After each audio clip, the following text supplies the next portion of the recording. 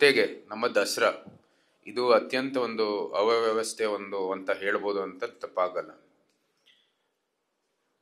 ಬರೀ four planning ಮತ್ತೆ ಖೇಯಾಸ್ ಅಂತ ಹೇಳ್ಬೋದು ನಮ್ಮ ದಸರಾ 2025. ಪ್ರಥಮ ದಿನದಿಂದಾನೇ ಏನೇನೋ ಗೊಂದಲಗಳು ನಡೀತು. ನಾವೆಲ್ಲರೂ ನೋಡ್ತಾ ಇದ್ವಿ ಈ ಒಂದು ದಸರಾ ಪ್ಲಾನಿಂಗ್ ಕಮಿಟಿಯಲ್ಲಿ ಯಾವುದೇ ರೀತಿ ಇದು ಪಾರದರ್ಶಕವಾಗ್ಲಿ ನಡೀಲಿಲ್ಲ.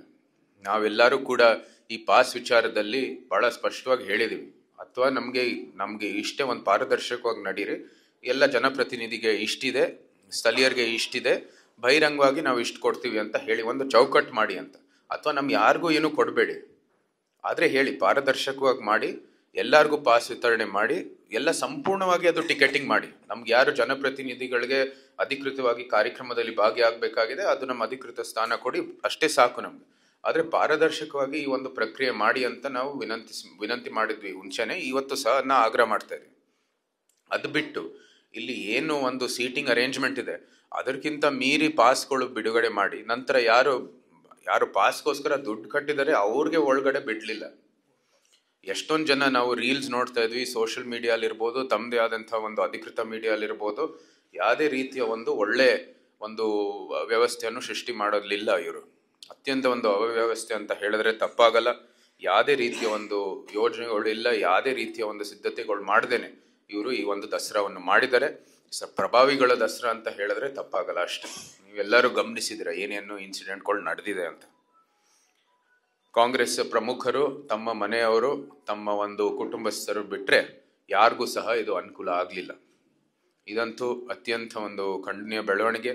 ದಸರಾ ಇರೋದು ಮೈಸೂರಿನ ನಾಗರಿಕರಿಗೆ, ಅದಾದ ನಂತರ ನಮ್ಮ ರಾಜ್ಯಕ್ಕೆ. ಮೂಲ ಏನು ಪೋಷಕರು ಇರೋದು ಮೈಸೂರಿನವರು, ಮೈಸೂರಿನ ನಾಗರಿಕರಿಗೆ ಅನುಕೂಲ ಮಾಡುವಂಥದ್ದು ಇದು ದಸರಾ ಇರ್ಬೋದು, ಚಾಮುಂಡಿ ಬೆಟ್ಟ ಇರ್ಬೋದು. ಪ್ರಥಮ ಸ್ಟೇಕ್ ಹೋಲ್ಡರ್ಗಳು ಯಾರು ಪೋಷಕರಾಗಿದ್ದಾರೆ ಈ ಉತ್ಸವಕ್ಕೆ, ಅದು ನಮ್ಮ ಮೈಸೂರಿನ ನಾಗರಿಕರಿಗೆ. ಅವ್ರಿಗೆ ಅನುಕೂಲ ಮಾಡೋದು ಬಿಟ್ಟು ಇವತ್ತು ಕಾಂಗ್ರೆಸ್ ರೀತಿ ಅವ್ರದೇ ಆದಂತಹ ದರ್ಬಾರ್ ನಡೆಸಿದ್ದಾರೆ.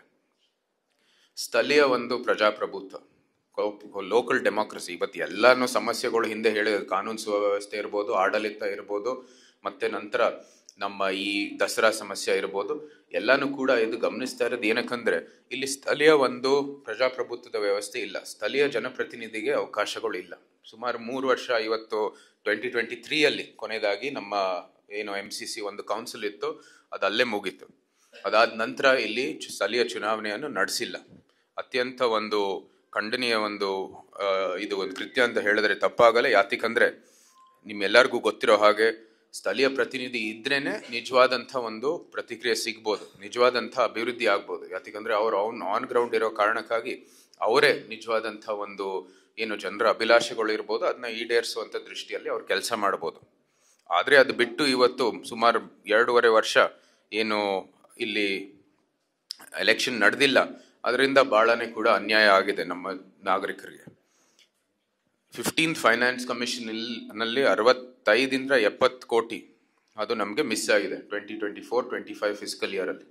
ಇದು ಬರೀ ಮೈಸೂರಿನಲ್ಲ, ಸ್ಥಳೀಯ ಜನಪ್ರತಿನಿಧಿ ಚಾಮುಂಡೇಶ್ವರಿ ಕ್ಷೇತ್ರದಲ್ಲೂ ಇಲ್ಲ. ಜೊತೆಗೆ ನಮ್ಮ ಕರ್ನಾಟಕದಲ್ಲಿ ಅರ್ಬನ್ ಲೋಕಲ್ ಬಾಡೀಸ್ಗೆ ಸುಮಾರು 43 ಕಡೆ ಏನು ಜನಪ್ರತಿನಿಧಿಗಳು ಇಲ್ಲದೆ ಇರೋ ಕಾರಣಕ್ಕಾಗಿ ಈ 15th ಫೈನಾನ್ಸ್ ಕಮಿಷನ್ ಹಣ ಹೋಗಿದೆ. ಮೈಸೂರಿನಲ್ಲೇ ಒಂದೇನೆ 65ರಿಂದ 70 ಕೋಟಿ ಏನು ನಗರದ ಅಭಿವೃದ್ಧಿಗಾಗಿ ನಾವು ಬಳಸ್ಬೋದಾಗಿತ್ತು, ಆ ಫಂಡು ಪುನಃ ಕೇಂದ್ರಕ್ಕೆ ಹೋಗಿದೆ. ಪ್ರಕ್ರಿಯೆ ನಡೆದಿಲ್ಲ, ಅದಕ್ಕಾಗಿ ಪ್ರಕ್ರಿಯೆ ಅಂತೆ ಅದು ರಿಟರ್ನ್ ಆಗಿದೆ. ಇವತ್ತೇ ನಾನು ಬೆಳಗ್ಗೆ ನೋಡ್ತಾ ಇದ್ದೆ, ಕ್ಯಾತ್ಮಾರಹಳ್ಳಿಯಲ್ಲಿ ಏನು ಸಮಸ್ಯೆ ಆಗಿದೆ, ಅಲ್ಲಿ UGD ವ್ಯವಸ್ಥೆ ಇಲ್ಲದೆ ಇರೋ ಕಾರಣಕ್ಕಾಗಿ ಎಂಥ ದುರ್ವಾಸನೆ ಇತ್ಯಾದಿ ಎಲ್ಲ ಏನೋ ವ್ಯವಸ್ಥೆಯಲ್ಲಿ ಅತ್ಯಂತ ಅವ್ಯವಸ್ಥೆ ಅಂತ ಹೇಳಬೇಕು. ಇಂಥ ಸಮಯದಲ್ಲಿ ನಾವು BJPಯಿಂದ ಹೋರಾಟವನ್ನು ಮಾಡೇ ಮಾಡ್ತೀವಿ. ಲೋಕಲ್ ರೆಪ್ರೆಸೆಂಟೇಷನ್, ಸ್ಥಳೀಯ ಪ್ರತಿನಿಧಿಗಳಿಗೆ ಅವಕಾಶ ಕೊಡಿ, ಈ ಚುನಾವಣೆ ಪ್ರಕ್ರಿಯೆ ನಡೆಸಿ. ನೀವು ಸಂವಿಧಾನ ಅಂತ ಯಾವಾಗಲೂ ಹೇಳೋವಂಥದ್ದು ಪಕ್ಷ, ಸಂವಿಧಾನ ಅಂತ ನಡ್ಕೊಳ್ಳಿ. ಇನ್ನು ಸುಮ್ಮನೆ ಜನರ ಟೈಮ್ ವೇಸ್ಟ್ ಮಾಡೋದ್ರಲ್ಲಿ ಬಿಟ್ಟು, ಏನು ದಿಕ್ಚಪ್ಸ ದೃಷ್ಟಿಯಲ್ಲಿ ಅಪಪ್ರಚಾರ ಮಾಡಿಬಿಟ್ಟು ಇವತ್ತು ಏನು ಬೇಕಾಗಿದೆ ಸಂವಿಧಾನ ದೃಷ್ಟಿಯಲ್ಲಿ ಅದನ್ನ ನೀವು ಮುಂದುವರಿರಿ ಅಂತ ನಾವು ಅವ್ರಿಗೆ ಆಗ್ರಹಿಸ್ತೀವಿ. ಜೊತೆಗೆ ಈ MCC ಎಲೆಕ್ಷನ್ ಅನ್ನು ಮಾಡೋದು ಆದಷ್ಟು ಶೀಘ್ರದಲ್ಲಿ ಅದನ್ನ ಘೋಷಣೆ ಮಾಡಿ ಆ ಪ್ರಕ್ರಿಯೆಯನ್ನು ನಡೆಸಿ ಸ್ಥಳೀಯರಿಗೆ ಏನು ಅನುಕೂಲ ಮಾಡುವಂಥ ದೃಷ್ಟಿಯಲ್ಲಿ ನೀವು ಕೆಲಸ ಮಾಡಿ ಅಂತ ನಾವು ಆಗ್ರಹಿಸ್ತೀವಿ.